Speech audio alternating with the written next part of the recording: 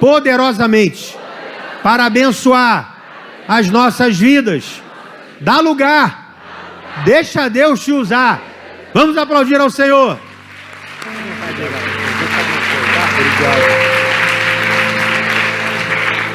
Glória a Deus. Boa noite.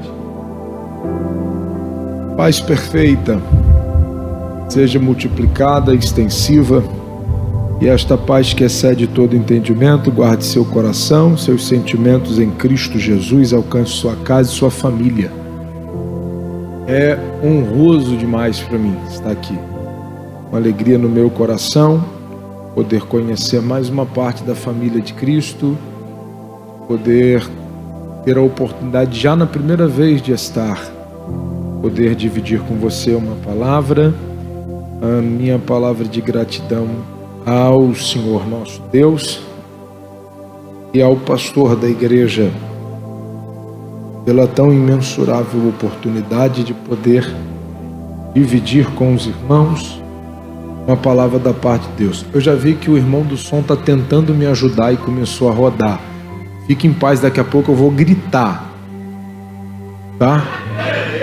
Precisa aumentar não, que eu vi que você tentou aumentar. Qualquer coisa você pode só dar para mim retorno, mas não precisa aumentar não, que eu... É assim mesmo, é igual o carro a álcool. Demora a pegar, mas pega, hein? Então é bom estar aqui. Eu sou feliz demais de conhecer o pastor dessa igreja.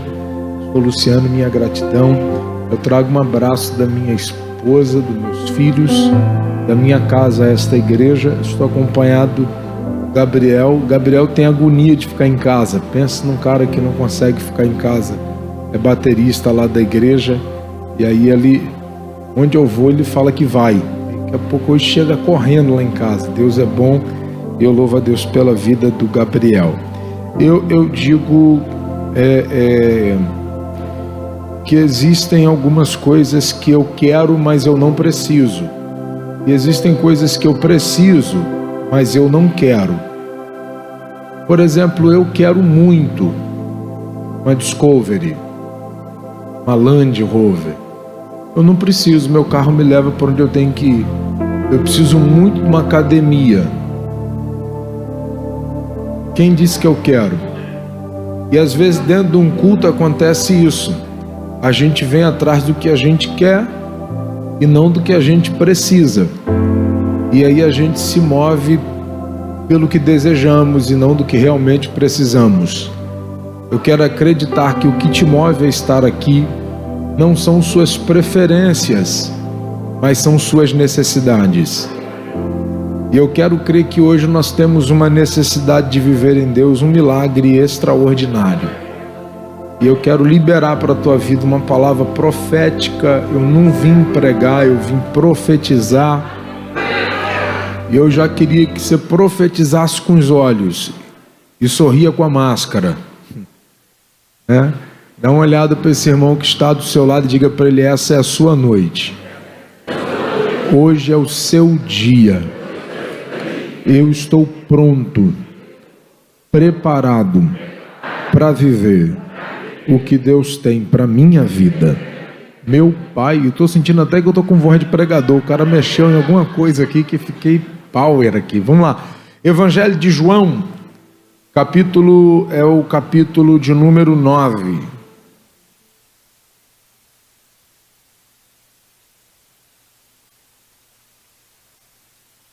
Eu quero agradecer também, não poderia deixar de agradecer. Eu sou ruim de nome e eu aprendi a chamar todo mundo de varão e varoa, que é para não errar, né? Que às vezes é ofensivo, a pessoa fala contigo um tempão e você não grava o nome dela. E eu estou falando já há alguns dias com uma moça aqui da igreja, muito simpática, Paloma, que assim que cheguei me recebeu ali com muita alegria, me conduziu até aqui à frente, solícita, prestativa, dedicada naquilo que faz. Que Deus te abençoe, Paloma. E hoje também eu recebi o contato de um outro campeão que está na organização do culto, que eu já peguei, Danilo, já peguei cola da organização do culto e já vou dar trabalho para o povo lá da igreja. Deus é bom, né? Já dizia um filósofo, na vida nada se cria, tudo se copia. E a gente vê o que é bom, a gente copia também, né? E aí eu estou vendo tudo aqui, eu estou aqui assim, olhando tudo, né? E Deus é bom. Você achou João 9? Diga graças a Deus. Diz assim a palavra do Senhor: ao caminhar, Jesus viu um cego de nascença. Os seus discípulos lhe perguntaram: Rabi, quem pecou, este homem ou seus pais, para que nascesse cego? Jesus lhe respondeu: nem ele pecou, nem seus pais, mas foi para que as obras de Deus fossem reveladas na vida dele. Eu devo fazer a obra daquele que me enviou enquanto é dia, a noite vem quando ninguém pode trabalhar. Durante o tempo em que estiver no mundo, sou a luz do mundo. E então, tendo dito isto, ou tendo dito estas palavras, cuspiu no chão. Como é que está na sua tradução aí? E fez o quê? Fez o quê? Fez o quê? Tá. Minha tradução é diferente, mas daqui a pouco eu converso com você sobre isso. Com saliva. Em seguida ungiu os olhos do cego com aquela mistura e ordenou ao homem: vai, lava-te no tanque de Siloé. O cego foi, lavou-se e voltou vendo. Voltou? Portanto, os vizinhos e aqueles que o conheciam como cego diziam: não é este o mesmo homem que costumava ficar sentado mendigando? Uns afirmavam: é ele mesmo. Outros comentavam: apenas se parece com ele. Ele mesmo, entretanto, assegurava-lhe: sou eu o homem. Por esse motivo indagaram-lhe: como se te foram abertos os olhos? Você pode ler aí o verso 11, só para eu ver como é que está a sua tradução? No 3. Vamos lá no 3, que aí fica mais tranquilo. 1:3.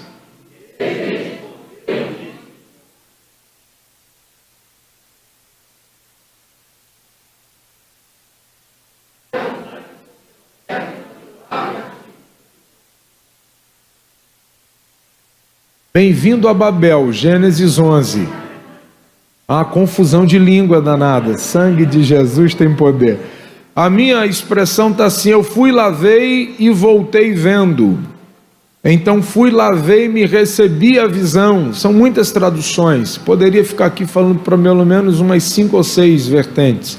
Mas eu queria que você, antes de sentar, olhasse para alguém e dissesse assim: você veio, vai lavar e vai voltar vendo o milagre de Deus na sua vida. Você crê nisso? Então senta dando glória a Deus aí. Vamos lá. Bom, bem verdade que quando nós falamos das feituras das mãos do Senhor, do trabalhar das suas mãos, nós encontraremos, enquanto lemos Mateus 10, né, profeta? 45, copo d'água profeta, galardão de profeta. Esses irmãos da água são os mais interesseiros da igreja. Eles não trazem água, eles vêm atrás de galardão. Deus abençoe, tá? Obrigado. Bom, é bem verdade que quando nós falamos a respeito dos milagres que Jesus operou, nós precisamos lembrar do período do exercício do seu ministério, aproximadamente 3 anos e meio.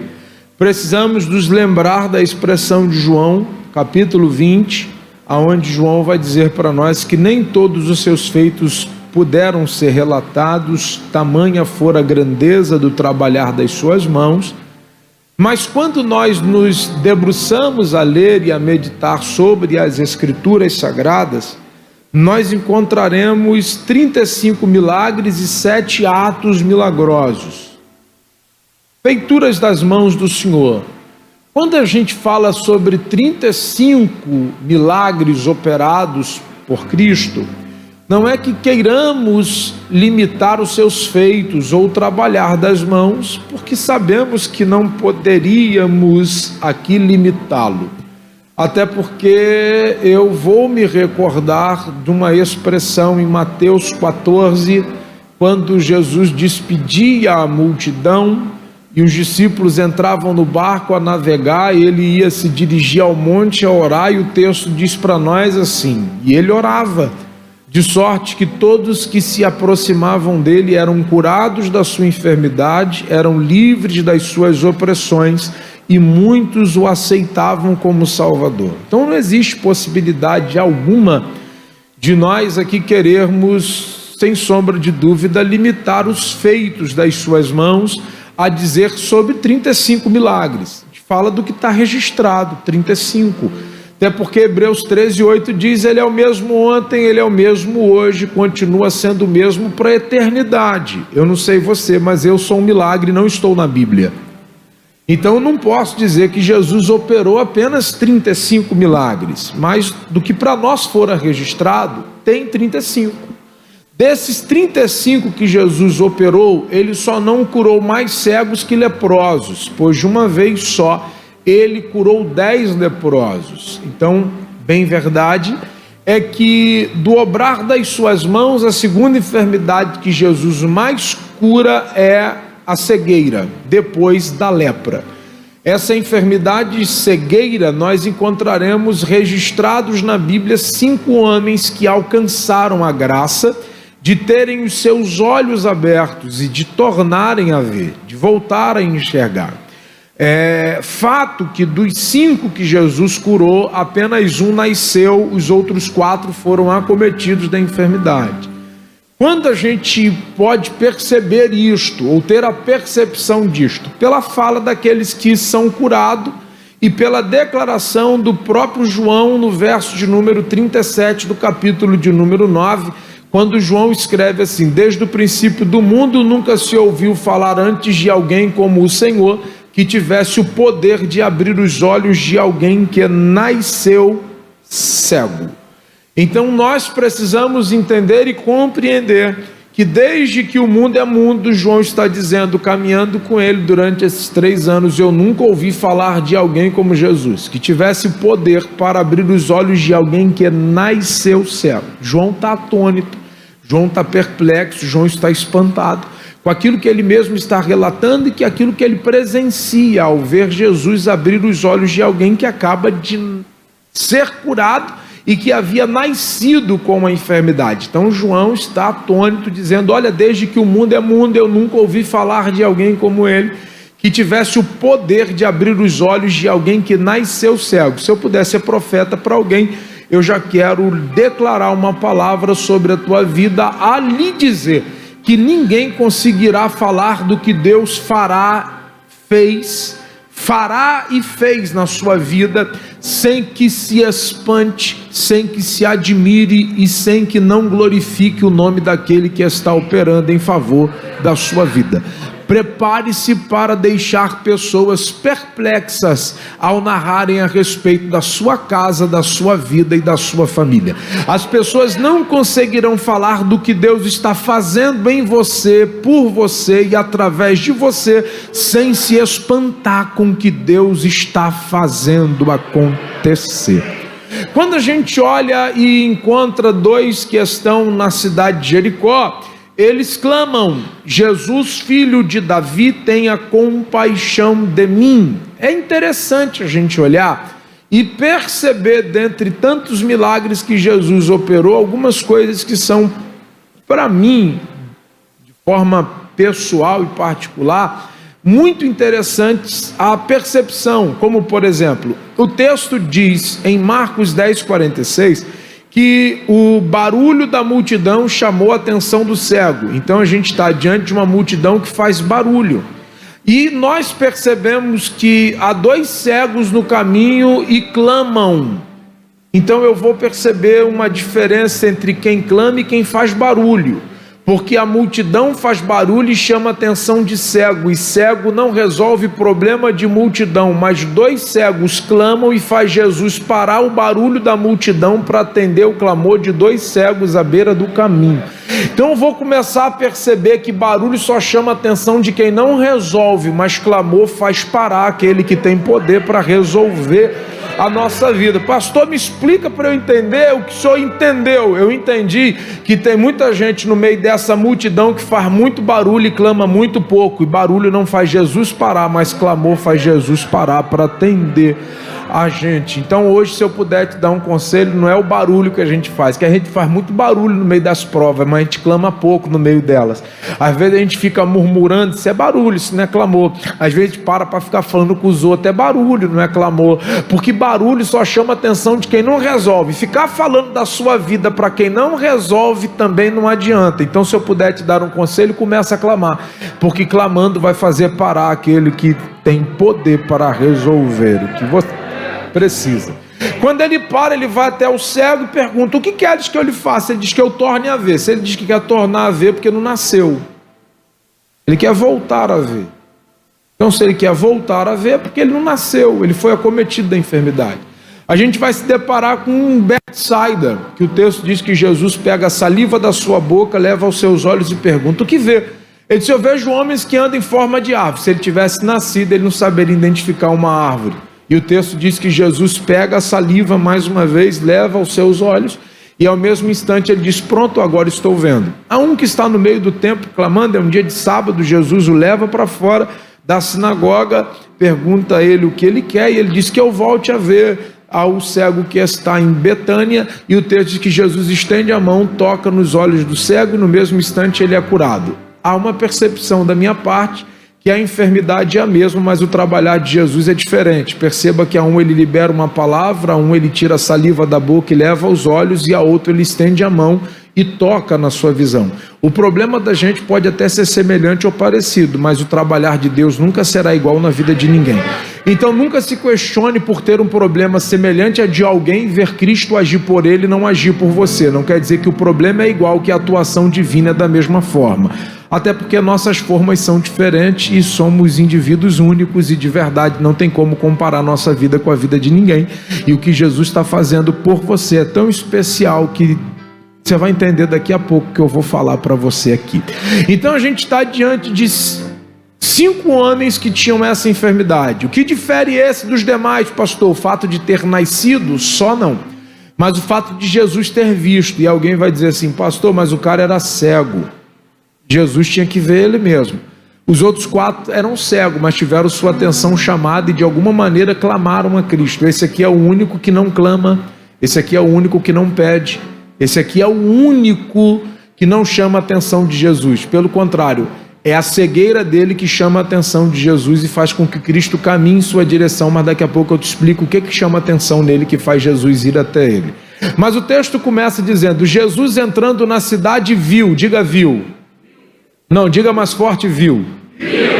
Bom, eu me alegro porque o Salmo 101 verso 6 diz que os olhos do Senhor estão sobre o justo e os fiéis da terra. Então ele me viu.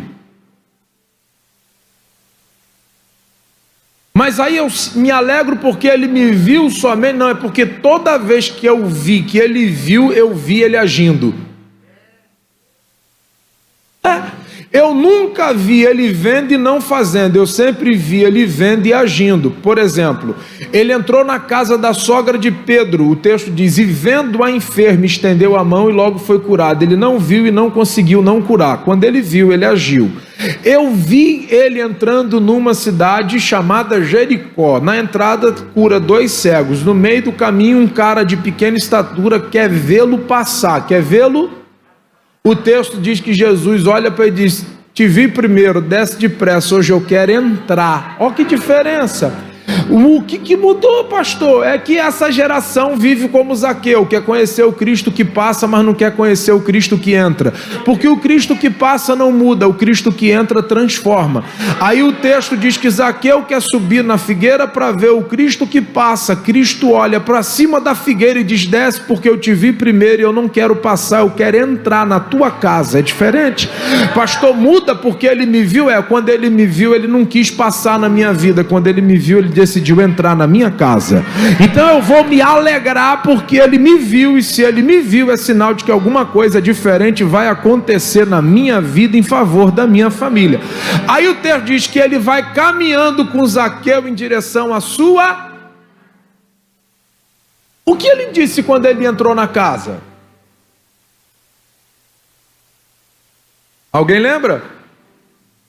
Quando Jesus entrou na casa de Zaqueu, o que ele disse?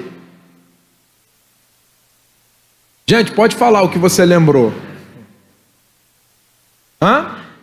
Alguém lembra o que ele disse? Oi? Ele não era digno de... É outro texto. Esse aí foi o centurião, que falou, não entra aqui em casa não, que eu não sou digno de que tu entre na minha casa. Na casa de Zaqueu ele entra. E quando ele entra, há uma declaração. Hoje...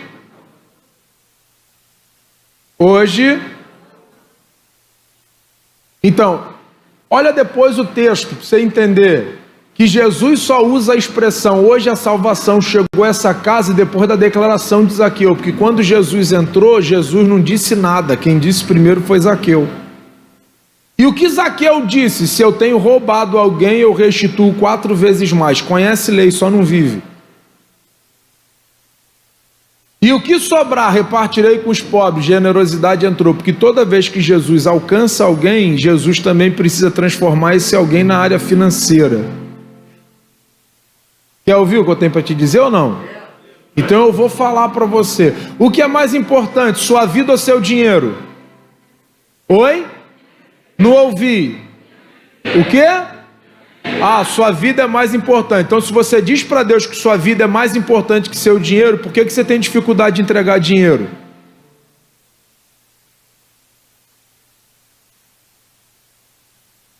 Você confiou nele para entregar a vida, só tem dificuldade de entregar dinheiro.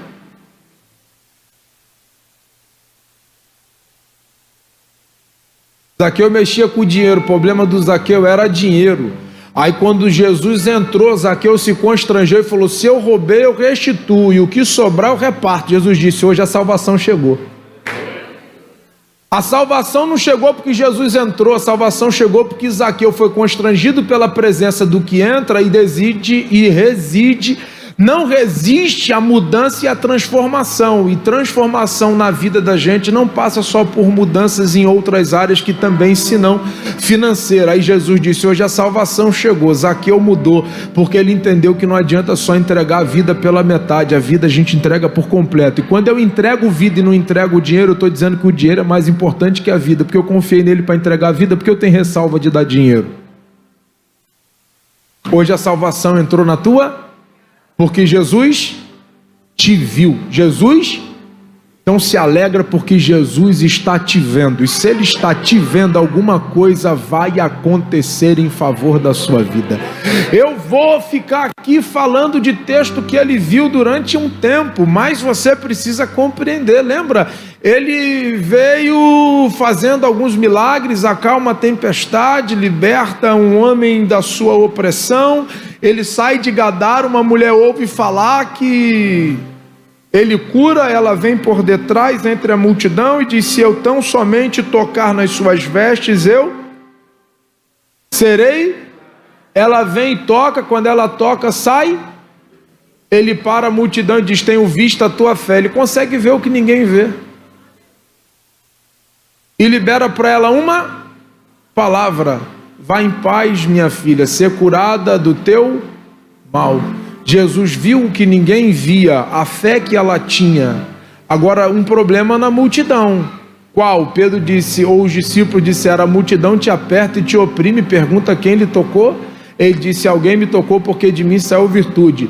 Problema de multidão é que multidão faz barulho e chama a atenção de cego. E o problema de algumas pessoas na multidão é que elas oprimem e apertam, mas nunca toca. Quem oprime e aperta nunca leva, mas quem toca sempre recebe. Eu não vim aqui oprimir nem apertar, até porque quem precisa de alguma coisa aqui sou eu. Eu não vim aqui com banca, eu vim aqui quebrado, precisando que Ele haja na minha vida e faça o milagre que eu preciso. Então se eu puder liberar uma palavra, Ele te viu, e se Ele te viu, Ele vai ver o tamanho da tua fé, e mediante a tua fé Ele libera uma palavra, e a palavra que você precisa é vá em paz, ser curado, viva o que você tem que viver. Eu poderia ficar aqui falando sobre Jesus viu, porque toda vez que Ele viu, Ele agiu. Lembra que Ele foi a uma festa e ele não entra pela porta principal, ele entra pela porta chamada Porta das Ovelhas. Ele se depara com um tanque, na beira do tanque tem um paralítico. Esse paralítico está ali há quanto tempo? 38 anos. Quantos anos? 38 anos. Você é bom de conta? Jesus está indo no templo com 30 anos, cumprir seu ministério em uma festa. Lembra que nessa mesma festa ele foi com 12. E aí o texto diz assim, e sabia Jesus que ele estava ali há muito tempo. Ele não sabia que ele estava ali há muito tempo por percepção divina, porque Paulo disse que ele não usou os seus atributos, onisciência, onipotência e onipresença, não usou por usurpação ser igual a Deus. Ele não sabia que aquele cara estava ali há tanto tempo por divindade, ele sabia que aquele camarada estava ali há muito tempo por memória, porque com 12 ele foi, e com 30 ele volta. 12 anos mais tarde, Jesus volta ao lugar que aquele paralítico está. Ele vai ali com 12, volta com 30. 18 anos mais tarde, ele volta ao mesmo lugar. E o paralítico está no mesmo... Quer ouvir o que eu tenho para te dizer? Diga amém. O texto diz, e vendo a ele, perguntou, queres ser curado? Engraçado, ele foi com 12. Mas com 12 ele foi para quê mesmo? Ensinar os doutores da lei, e todos pasmavam com sua sabedoria. Com 30 ele volta, e o paralítico está no mesmo, e agora ele pergunta, quer ser curado? Com 12 eu não resolvi, porque com 12 eu vim para ensinar, com 30 eu voltei para resolver. É porque todo milagre na vida da gente passa por duas fases. Primeiro ele não resolve, primeiro ele ensina. Mas o mesmo Deus que ensina, tranquiliza, volta para resolver. Eu não sei você, se eu pudesse te dar um conselho, ao invés de reclamar, aprenda logo, porque depois que aprende é hora de viver o que Ele tem para você viver. Então, se eu puder te dar um conselho, acelere o processo de aprendizado, porque o mesmo Deus que resolve, primeiro ensina para depois resolver. Só que o que mais me chama a atenção, eu vou me colocar no lugar do paralítico, vou te colocar na condição de Jesus. Pergunta para mim o que Jesus perguntou para o paralítico. Me ajuda, vamos lá. Estou aqui há 38 anos, de tempo em tempo desce um anjo que agita a água. O primeiro que cai nas águas quando as águas são agitadas é curado. Eu não tenho quem me lance nas águas quando elas se agitam e nem quem me traga aqui. Essa resposta tem alguma coisa a ver com a pergunta?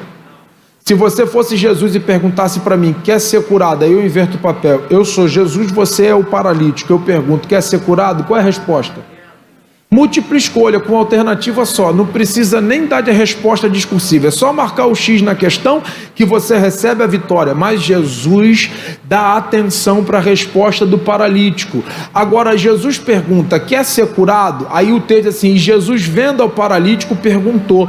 Por que a resposta não tendo nada a ver com a pergunta, Jesus não interrompe a resposta? É porque ele vê o que ninguém vê. E não adianta Jesus calar o paralítico, porque Jesus não está afim primeiro de tratar das pernas, Jesus primeiro está afim de tratar da alma. Porque não adianta levantar o paralítico da cadeira se ele for curado das pernas, mas me ver doente da alma. É só você prestar atenção na resposta do paralítico. Estou aqui há 38 anos, de tempo em tempo desce um anjo que agita a água. Esse cara está falando para Jesus, eu estou aqui há 38 anos, você está perguntando se eu quero ser curado? Eu espero por um anjo há 38 anos que desce aqui para agitar a água, e quando o primeiro cai na água, esse é curado. Eu não tenho quem me lance nas águas quando é agitado. Esse cara está revelando que 38 anos à beira do tanque causou dentro dele as feridas que foram abertas. Jesus não quer curar da perna e não tratar da alma. Todo o tratamento de Cristo na vida da gente começa de dentro para fora. Tem gente aqui andando, mas infelizmente paralisado da alma e decepcionado com a vida. Jesus está mostrando para nós o seguinte, eu não vi a perna parada, eu vi uma alma travada. E eu não vou interromper a pergunta, porque falar é um meio de cura. Eu estou a fim de que você coloque para fora o que está doendo, para que eu cure não só a alma, mas também trate das pernas. Quando ele diz, eu estou aqui há 38 anos, ele está dizendo, a religião me machucou 38 anos e não fez nada por mim. Você pergunta se eu quero ser curado, ele está dizendo, você vai descobrir hoje alguém que está acima da religião. Ele está dizendo, eu estou aqui há 38 anos, as águas agitadas, o primeiro que cai é curado. Eu não tenho quem me lance nas águas. Ele está dizendo assim, das duas uma, esse paralítico é ruim de relacionamento, porque 38 anos deu para fazer um amigo para dar um empurrãozinho para ele cair dentro das águas, ou todo mundo que está na beira desse tanque é egoísta e só olha para o seu próprio umbigo, não está nem aí para a dor de quem está do lado. Mas Jesus está perguntando para ele, quer ser curado? Você está decepcionado com a religião? Eu vou mostrar para você alguém que está acima da religião. Você se decepcionou com os relacionamentos, com os amigos, não teve ninguém para te ajudar, ninguém que te empurrou, ou você que não soube ser amigo de alguém para que alguém te desse o empurrão que você precisava. Vou mostrar para você que eu também estou acima dos relacionamentos e de amizade, porque eu sou maior do que os amigos, eu sou maior do que o tanque, eu sou maior do que a religião, eu sou maior do que o anjo que você espera. Eu não tenho quem me traga aqui. Ele está dizendo, nem minha família acredita mais no meu milagre. Jesus diz, eu sou maior do que a sua família. Então, se a tua família te decepcionou, se os teus amigos te decepcionaram, e se a religião te machucou, eu vim aqui te apresentar alguém que está acima da religião, acima da família, acima dos amigos, que te viu aqui esta noite e mandou liberar uma palavra para alguém. Eu te vi, se eu te vi, é sinal de que alguma coisa favorável vai acontecer em teu favor. Aleluia!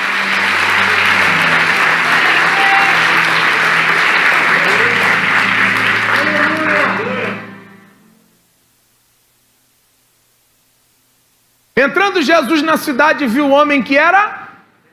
Os seus discípulos lhe perguntaram, mestre, quem pecou, este ou seus pais, para que nascesse? Gente, vê se o nosso comportamento, vez por outra, não é como o dos discípulos. Vê se a gente não fica querendo arrumar justificativa para querer entender o processo que a gente está vivendo. Onde eu errei? Que pecado eu cometi? O que eu fiz para merecer passar por isso? E tem uns que até para ser provados são soberbos. Tanta gente ruim por aí para passar por isso, tinha que ser logo eu. E tem uma galera que é só o sangue de Jesus. Até para ser moído ele é soberbo, é altivo, né? Ele é bom, não merece passar por nada, né? Mas há um questionamento, e há dois questionamentos aqui. E os dois questionamentos estão ligados a uma crença judaica. O primeiro questionamento feito dos discípulos a Jesus, quando vê Jesus indo em direção ao cego. Quem pecou? Porque é sempre assim, gente. Deus não pode provar ninguém, que se Deus decide provar a gente, tem sempre alguém para achar que a gente deve estar em pecado. É ou não é assim? Eu não sei que loucura que esse povo tem de querer atribuir prova a pecado, porque se está na prova, está em pecado. Se está na prova, é a mão de Deus que está pesando. O mais santo diz, se mete não, hein? Você nem sabe o que ele fez para estar passando pelo que está passando, vai meter a mão aonde Jeová botou a mão primeiro. Porque na prova tem gente que muda até de calçada para não falar com a gente. Não é assim ou não é assim? Mas quem pecou? Essa afirmativa dos discípulos é porque eles criam que todo homem que nascesse portando uma enfermidade nascia para pagar o pecado de uma outra vida. Essa teoria é infundada. Hebreus 9, 27, está sujeito ao homem nascer uma só vez, morrer uma só vez, depois disso segue-se o juízo. Ele não nasceu cego por consequência do pecado de uma outra vida. Por isso eles afirmam, ele pecou, por isso nasceu? Eles estão falando de uma outra vida. Agora, uma teoria de reencarnação que é infundada, Paulo rebate isso, ou melhor, o escritor de aos Hebreus rebate, sujeito a nascer uma vez, morrer uma vez, depois de segue-se o juízo. Como Jesus não responde a primeira, eles fazem a segunda, seus pais pecaram, por isso nasceu? Eles estão falando assim, maldição do pai passou para o filho, por consequência dos erros dos pais, ele agora nasceu cego. Jesus responde, nem ele pecou, muito menos os seus pais pecaram, mas foi para que o meu nome fosse glorificado.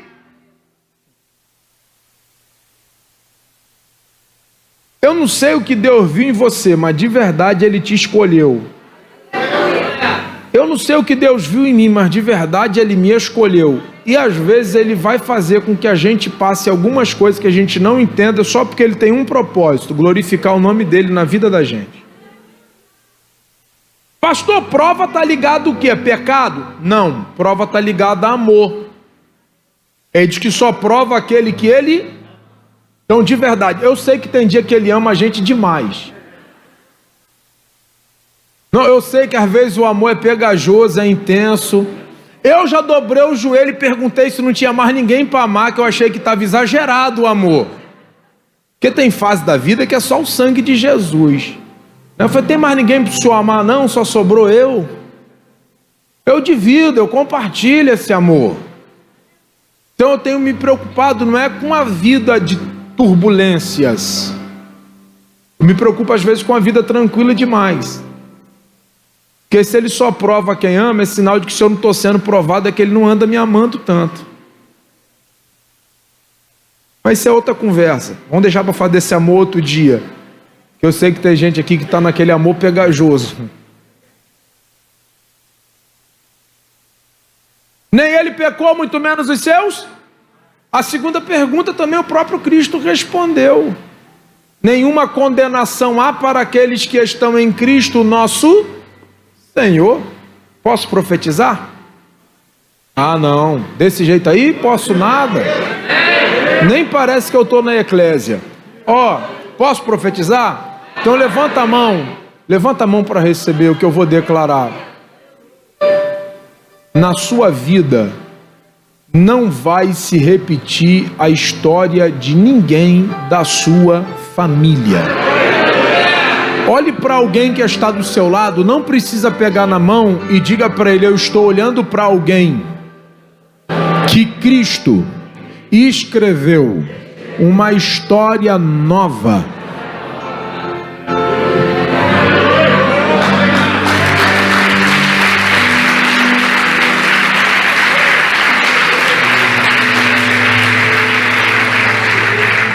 Mas deixa eu caminhar aqui. E entrando Jesus na cidade, viu o homem que era cego. Seus discípulos lhe perguntaram, dizendo: Rabi, quem pecou, este ou seus pais, para que nascesse cego? Jesus respondeu: nem ele pecou, muito menos os seus pais pecaram, mas foi assim para que o meu nome fosse glorificado. Convém que eu faça a obra daquele que me enviou, enquanto é dia, a noite vem, quando ninguém pode trabalhar. Enquanto eu estou no mundo, eu sou a luz do mundo. E tendo dito isso, cuspiu na terra e com a saliva fez? Eu não li minha tradução. Eu parei na minha tradução. Perguntei o que estava na sua. Na sua está? E aí quando você lê lodo, você tem dificuldade de interpretar e de compreender o milagre. Porque no original não é lodo. E tendo dito isso, cuspiu na terra e com a sua saliva fez barro. Muda muita coisa. Porque de lodo para barro, muda. Muda em quê, pastor? Muda que João escreve esse evangelho na ideia de provar que Jesus é o próprio Deus. Então você vai começar a ver que o evangelho de João é peculiar, é ímpar, direcionado à igreja, aonde João não quer falar da genealogia de Adão. João quer falar de um Cristo que é de eternidade e eternidade. Eles querem provar que Jesus descende de Adão, que sua descendência é real. João começa dizendo: vocês querem saber de onde ele é? Se ele vem de Adão? Vocês querem saber se ele tem descendência de trono? Se pertence a alguma linhagem real? Vou mostrar para vocês quem ele é. No princípio é verbo. O verbo é Deus. O verbo é o próprio Deus. Sem ele nada se fez, mas por ele todas as coisas foram feitas. Vocês querem saber se ele vem de Adão? Ele é antes de Adão. Ele é o verbo. E o que é verbo? Ação da palavra. Quem é Cristo? A palavra em ação. João está dizendo para nós o seguinte: a palavra decidiu encarnar, se manifestar e agir no meio dos homens. Ele é a própria palavra, ele é o próprio Deus, ele é o Senhor, ele é o Criador, ele é o formador de todas. Então quando a gente olha para esse cego aqui de nascença, a gente tem que atentar para ele. Por quê? Porque quando a gente fala de um cara que nasceu cego, nós estamos falando de alguém que no período de 9 meses de gestação, o útero da mãe não conseguiu gerar, em alguns casos, córnea, globo ocular, retina e cor. Córnea, globo ocular, retina e cor. João quer provar que Jesus é o próprio.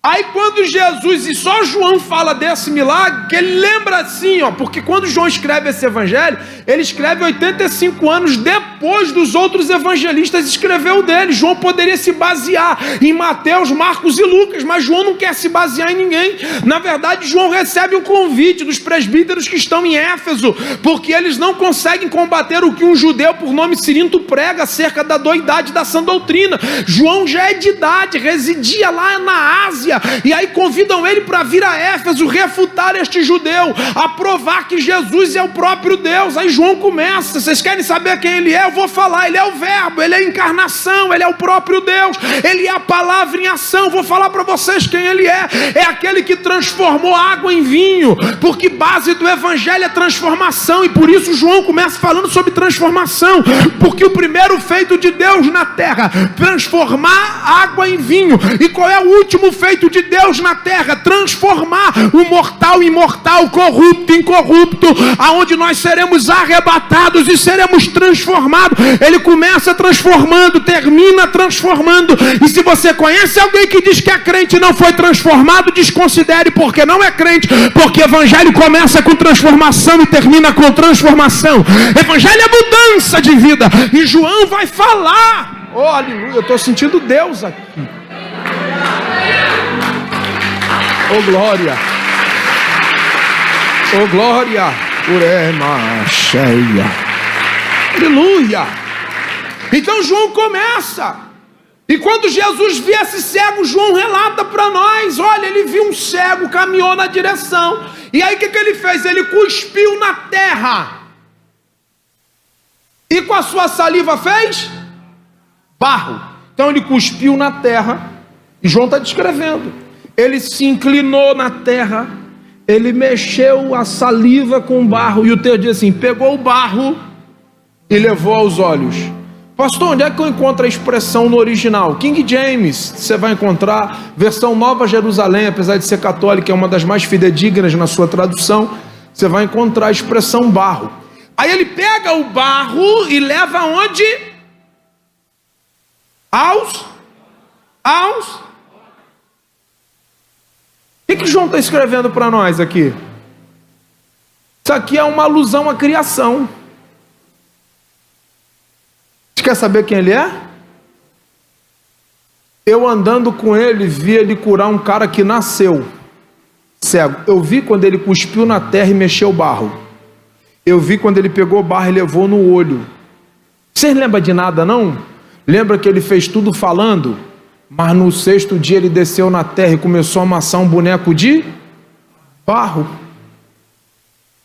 O útero da mãe não fez. 9 meses de gestação. Mas quando ele passou e viu o cego, ele falou: ih, rapaz, eu conheço o projeto, foi eu mesmo que fiz.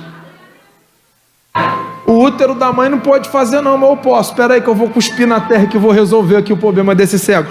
Ele poderia dizer, como ele disse para o cego de Jericó: veja, ele veria, porque ele chama as coisas que não existem como se elas já existissem. Mas como ele quer provar que Jesus é o próprio Deus e o próprio Cristo tem a missão de mostrar para a humanidade que ele é Deus encarnado, ele vai pegar um barro, vai amassar o barro, vai levar no olho. Quem vê não está entendendo nada, mas ele está dizendo: foi assim que eu fiz no Éden, lá com Adão. Eu desci na terra, amassei um boneco de barro, do boneco eu soprei, peguei a água que estava ali, soprei, o homem se tornou alma vivente. O útero da mãe não fez, mas ele untava barro, e da medida que ele untava barro, ninguém entendia, mas ele fazia a córnea, ninguém entendia, mas ele determinava a cor, ninguém entendia, mas ele fazia a globo ocular, ninguém entendia, mas ele dava retina. Ele está fazendo a obra das suas mãos. Eu posso profetizar para alguém que tem gente aqui para receber? Eu quero profetizar, porque se o útero da mãe não faz, o meu Deus faz. Eu vim aqui dizer para alguém: se prepare, porque ainda este ano você vai provar e vai ver que aquilo que advogado não faz, juiz não faz, médico não faz, pastor não faz, aquilo que homem na terra não resolve, o meu Deus é capaz de resolver. Então prepare-se para viver este ano, porque aquilo que na tua vida ninguém resolveu, o meu Deus vai resolver.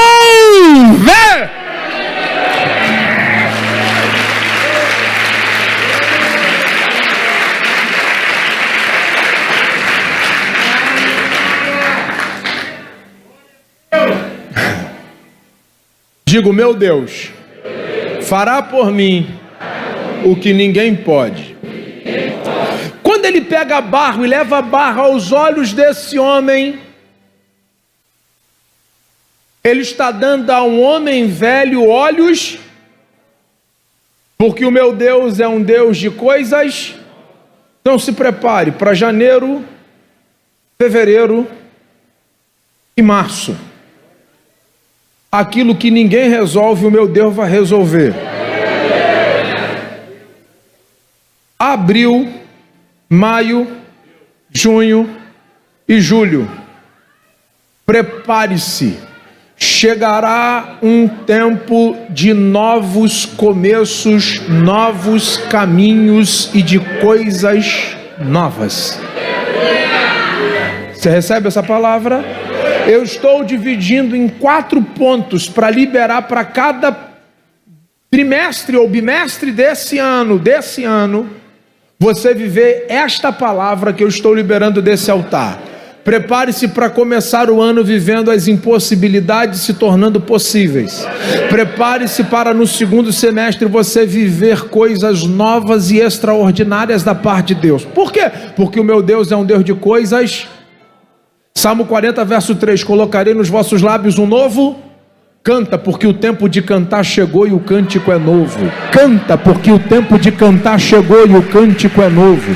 O meu Deus é um Deus de coisas novas. Enquanto você aplaude e grita, o meu Deus é um Deus de coisas novas. E eu vou provar para você que Ele é um Deus de coisas novas. Ele disse em Isaías 62, verso 3, chamar-te-ão por um novo nome. Ezequiel 36, 26 e 27, vós tereis um novo coração e um novo espírito. O meu Deus é um Deus de coisas novas. Salmo 40, novo cântico. Isaías 63, 62, novo nome. Ezequiel 36 e versos 26 e 27, ele diz novo coração e novo espírito. Ele contou uma parábola dizendo, não se pega vinho novo e se coloca em odre velho, melhor é o vinho novo. Ele disse, não se pega veste nova e se remenda, melhor é fazer um vestido novo, porque o meu Deus não gosta de nada remendado, retalhado e nem de dar jeitinho. O meu Deus, quando pega para fazer, faz.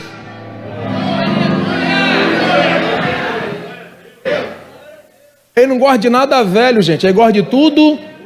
Ele mandou buscar um jumento novo na entrada da cidade. Falou, é um novo, não traz o outro que está lá não. Vai lá, desce, pega o novo que está lá. Que eu vou entrar na cidade, na entrada triunfal, no jumento novo. Não é entrar em velho, novo. Ele não gosta de nada velho, não gosta de tudo novo. Quando ele morreu, José de Arimateia mandou fazer um sepulcro na fenda da rocha. Não gosta de nada velho, é sepulcro novo, é jumento novo. Depois de 3 dias o sepulcro fica velho, ele abandona o sepulcro e vai para nova Jerusalém. E usa João para escrever para nós que ele vai voltar para buscar uma nova igreja para morar na nova Jerusalém, porque o meu Deus não gosta de nada velho, gosta de tudo novo. Tem uns crentes aí que fez curso de mergulhador. É porque quando eu nasci de novo, ele pegou meu pecado e lançou no mar do esqueci. Mas tem uns crentes que faz curso de mergulhador, vai lá e pega de volta, é só o sangue de Jesus. Eu fico tribulado com esses crentes que pegam microfone para falar de quem ele era. Quem ele era não muda nada na vida da gente não, muda quem você é. Não porque no passado eu fiz, não porque no passado eu não matava, roubava, destruiu Satanás. Paulo disse as coisas velhas se passaram, e eis que tudo. E Paulo disse que nós andaríamos em novidade de vida. Ele disse cântico novo, nome novo, coração novo, espírito novo, vinho novo, veste nova, morando na nova. Tudo que ele disse prefigura o arrebatamento da igreja. Cântico novo, vinho novo, veste nova, coração novo, morando na nova Jerusalém. Eu vim aqui profetizar, porque quando Paulo diz que nós andaríamos em novidade de vida, ele está falando de um ato contínuo e constante. Andar em novidade de vida. Amanhã milagre novo, depois de amanhã um novo milagre, amanhã milagre novo, depois de amanhã um novo milagre. Eu ando em novidade de vida. Eu vim aqui profetizar para alguém. Prepare-se para viver um novo tempo de Deus na sua vida.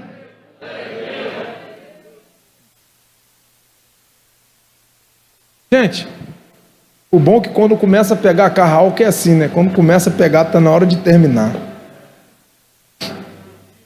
Vigia? Vigiando, primeira vez que eu estou vindo, tem um horário ali, uma contagem regressiva. Tu acha que eu vou passar do horário? Você acha que eu sou doido? Olha para cá aqui. Vou fazer uma pergunta. Quem gosta de surpresa? Estou falando de coisa boa, né? Visita da sogra. Quem gosta? Não. Parece assim, eu falo assim, né, irmão? Tem 3 anos que eu convidei minha sogra para morar comigo. Foi um ato generoso, um momento de loucura. O pior, ela aceitou e está lá até hoje. Sangue de Jesus tem poder. Todo dia eu oro para o Senhor levar, mas Deus não ouve minha oração. Ó, para cá. Estou falando de coisa boa. Quem gosta de surpresa boa aqui?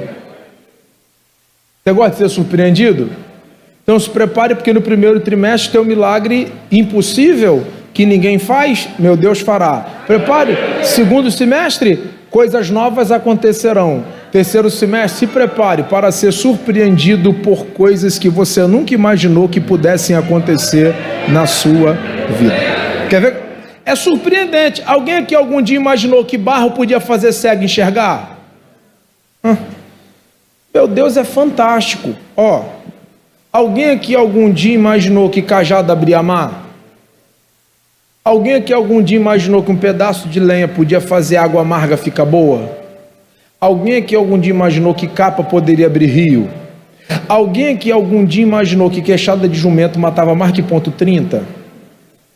Alguém aqui algum dia imaginou, porque esse serviço que eles estão fazendo aí na pandemia aí, de delivery, entrega, liga, chega, não tem nada novo nisso aí não. Meu Deus inaugurou. Aqui a gente usa o motoboy, meu Deus usava o corvo boy. O profeta estava na caverna, estava precisando de comer, e o corvo chegava com carne no bico e pão fresco para o profeta se alimentar. Algum dia alguém imaginou que corvo poderia virar meio de transporte para alimentar um profeta triste dentro da caverna? E meio louco esse profeta, porque ele foi para a caverna se esconder da irmã Jezabel, que falou que ia matar, e dentro da caverna ele está dizendo para Deus assim: me mata, eu quero morrer. Quisesse morrer era só ficar onde estava. Entendeu? É que a gente que é crente, quando entra no moído, começa a pedir umas coisas que nem a gente sabe o que a gente está pedindo. É assim mesmo, parece que a prova rouba o juízo da gente. O cara fugiu para não morrer. Jezabel falou: vou matar, hoje eu arranco tua cabeça. O cara foge, esconde dentro da caverna. Aí Deus tem que ficar mandando um corvo levar comida para ele lá dentro da caverna. Que me mata, Senhor, eu quero morrer. Me mata, Senhor, que eu quero morrer. É que Deus é um fantástico. Fosse eu, só volta para onde tu veio. Volta, vai lá. Quer morrer? Vai para lá, morre lá. Jezabel está lá, não precisa nem te matar, é só ficar perto de Jezabel que ela faz serviço para mim. Mas alguém aqui um dia imaginou que corvo podia? Podia nada. Alguém aqui algum dia imaginou que morto podia fazer morto ressuscitar? Lembra não? Jogaram o morto na cova do profeta morto, e quando o morto se chocou com o morto pulou da cova? Rapaz do céu, eu fico vendo uns negócios na Bíblia que só sendo crente para acreditar. Alguém que algum dia imaginou que um pouco de farinha de azeite pagava pouco de farinha e um pouco de azeite alimentava viúva, filho de viúva, a vila da viúva e o profeta? E o pior, a farinha só dava para uma refeição. Ela falou: não tem como eu fazer o bolo para o senhor não, porque a farinha da panela só dá para um bolo. Ele disse: faz primeiro para mim. Aí ele faz primeiro e entrega para ela, e ela volta na farinha da panela, faz o bolo, entrega para o profeta. Dava para quantos bolos?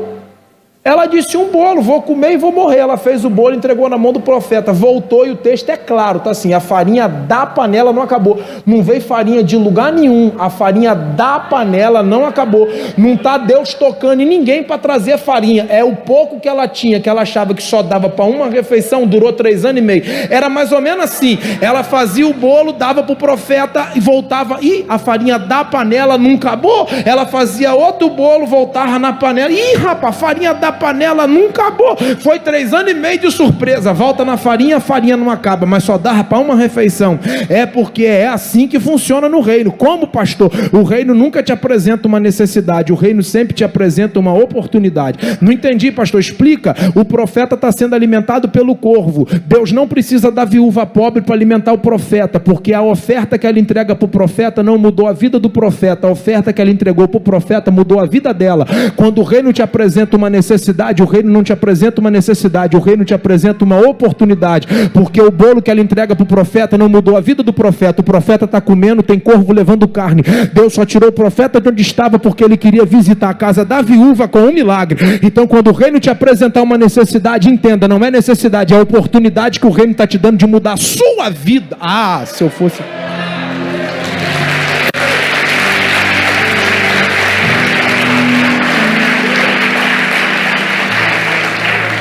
Eu podia ficar aqui falando de coisa surpreendente, extraordinária, um pouco de azeite, paga dívida, ainda vive do resto. Meu pai. Jeová tem 1 minuto e 25. 22. Olha para cá. Quando tu tem dinheiro, tu guarda onde? Demorou para responder, eu já vi que não tem. Olha só, vou melhorar a pergunta. Quando tem, guarda onde?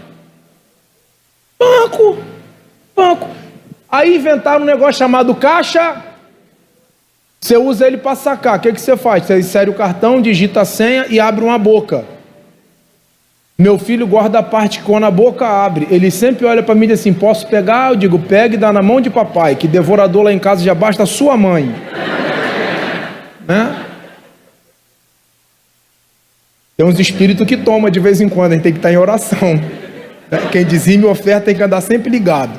Aí, você acha que caixa eletrônica inauguraram quando? Agora?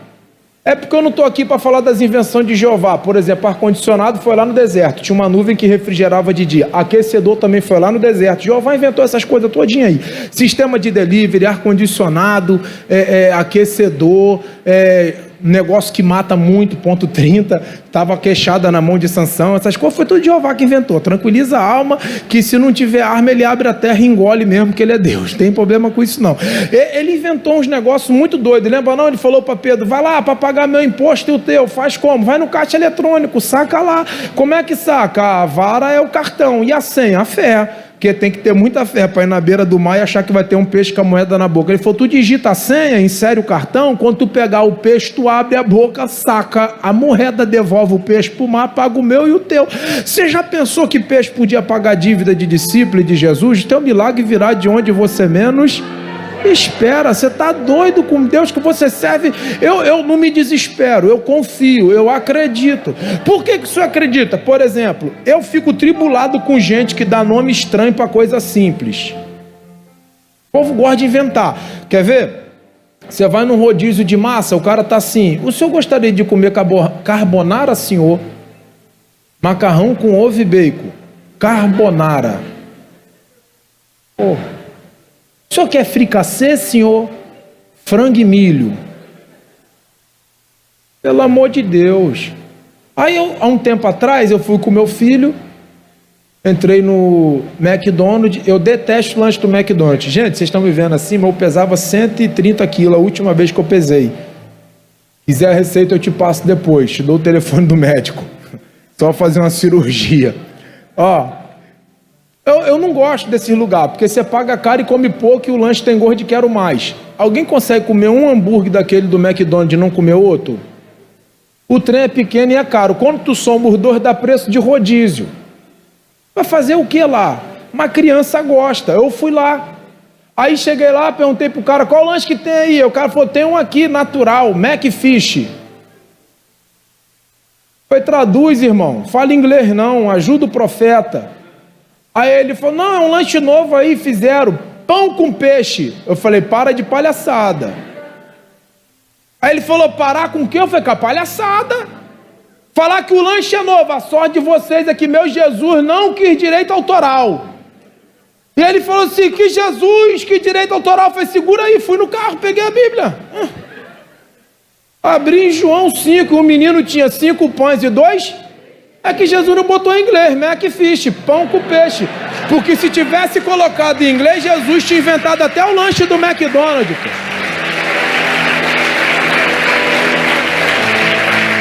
Aí eu não aguentei não, perguntei para ele, só quero saber se o teu alimenta 5.000 homens, fora mulheres e crianças. Porque o de Jesus só tinha 5 e 2, e 5.000 gente comeu, é terrível. É forte, é tremendo. Alguém aqui algum dia imaginou que 5 pães e 2 peixes alimentaria 5.000 homens fora mulheres e... Irmão, cheguei para o meu filho, falei para o meu filho assim, vem cá, ele era menorzinho. Falei, tu tem poder. Minha mulher queria ir no shopping, e tudo no shopping é mais caro. Aí eu dei a volta por fora do shopping, falei que estava a fim de andar, na verdade estava fazendo hora para ver se a loja fechava. Tem que ter estratégia, irmão. Se não tiver estratégia, dá ruim. Eu dei a volta, cheguei na porta do shopping, falei pro meu filho assim, tu tem poder? Ele, tem, pai? Falei, tem. Tu vai chegar na porta e vai falar, abre porta e ela vai abrir. Ele foi, irmão, mas não deu altura no sensor. Ele falou, abre porta, e a porta não abriu. Ele ficou, abre porta, a porta voltou chorando, pai, tem poder nada, a porta não abriu. Eu falei, vai que eu vou contigo. Aí ele, abre porta, eu fui, a porta abriu, irmão, fiquei 15 minutos na porta do shopping, abre porta. Eu entrava e saía, a mulher, tem que ir na loja comprar. Eu falei, o menino tá brincando, feliz da vida, tu querendo acabar com o prazer do garoto, só com esse negócio de comprar toda hora, comprar. Eu acho que tu não aprendeu a falar pai e mãe quando tu aprendeu a falar. Tu aprendeu a falar, tem que comprar, pô, deixa o menino brincar aqui. Eu tô brincando com meu filho e descobri que Jeová também inventou o sensor de presença. Quando a igreja se reuniu na casa de uma menina chamada Rod, começou a orar, aí o texto diz que veio um anjo, o anjo não tocou em nada, só chegou perto de Pedro e falou, cinge o teu lombo, bota tua sandália, volta tua capa e vem. Aí o texto diz que o anjo botava o pé e a porta abriu, o anjo botava o pé, a porta abriu, o anjo botava o pé e a porta abria. Quando deu por si, Pedro estava do lado de fora e batendo na porta. Aí a menina tá falando para os crentes assim, para de orar, Pedro tá aí na porta. Aí alguém fala, você é louca, menina, Pedro tá preso. Que crente é assim, eles oram para Jesus libertar quem tá preso, quando o libertado bate na porta, ele não acredita que o libertado tá lá e tá chamando quem tá dando notícia de que ela tá vivendo um milagre de louco. Talvez você esteja me chamando de louco, apresentando para você um monte de impossibilidade que ninguém poderia viver e declarando para você que esse ano você vai viver o que ninguém poderia viver, que esse ano você vai andar em novidade de vida e que esse ano você será surpreendido com milagres extraordinários que virão de onde você menos espera. E eu termino profetizando. Termino mesmo. Agora. Dá uma olhada para o crente que está do seu lado e diga assim, esse ano, essa porta que você precisa, você não mete a mão nem na maçaneta.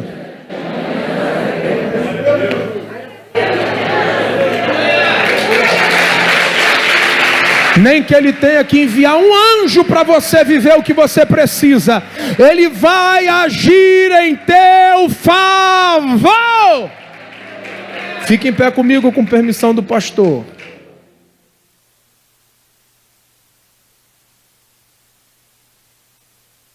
Rapaz, zerou o tempo. Acho que o pastor foi generoso. Ele me deu mais 6. Estou vendo contando ali assim, regressivo. Vamos aumentar o meu tempo. Eu vi que zerou, gente. Olha para mim aqui. Quem está aqui afastado do caminho do Senhor? Faz assim com a mão só para eu conhecer, não é para voltar para Jesus. Tem alguém? Só quero conhecer. Tem alguém? Aonde? Opa, tem um amigo ali. Tem mais alguém? Só para eu conhecer, não é para voltar não. Tem só o amigo ali mesmo? Tem mais ninguém afastado aqui? Todo mundo crente em Jesus Cristo? Amém? Você pode vir aqui, campeão, para eu orar por você?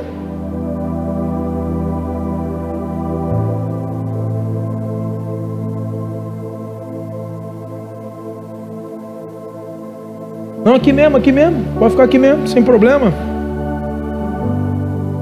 Não que haja problema em você subir aqui, problema nenhum não. Eu não conheço muito aqui não. Tem alguma padaria aberta funcionando agora? Onde tem aqui comer ou o que comer? Tem?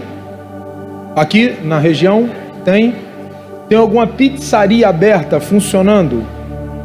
Tem? Tem alguma churrascaria aqui por perto? Tem? O que um afastado está fazendo na igreja com tanto lugar para ir?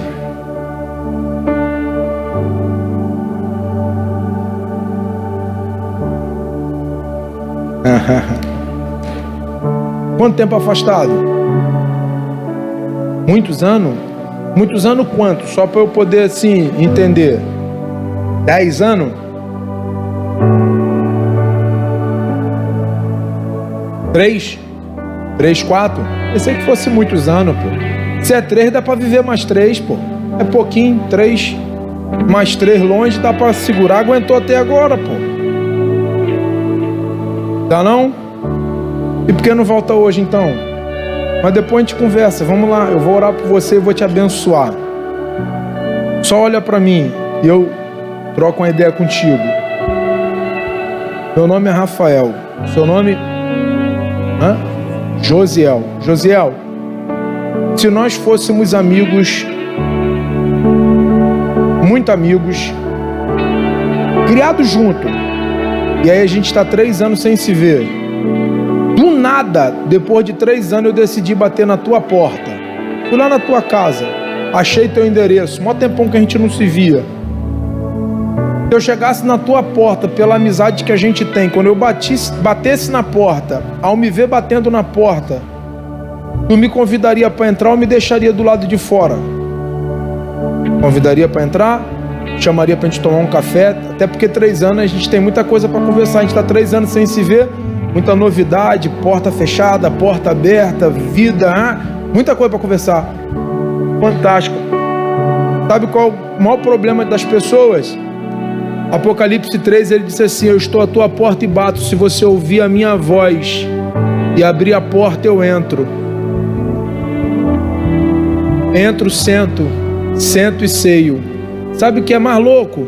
É que tu abriu a porta para mim por ser teu amigo e tá deixando a porta de Jesus fechada, porque ele tá batendo na porta do teu coração. 3 anos sem se ver, 3 anos sem relacionamento. E aí mais louco, né? Que não levantar a mão e não voltar para Jesus é o mesmo que dizer assim, ó, eu abri a porta para um amigo, mas fechei a porta para o melhor amigo que nunca ia me decepcionar. Ó que loucura! Você ia me convidar para tomar café na tua casa, mas vai deixar Jesus do lado de fora sem convidar para entrar. Que loucura, irmão! E aí, vai deixar ele do lado de fora ou vai convidar ele para entrar hoje? Quer voltar? Então levanta a tua mão que eu quero orar por você.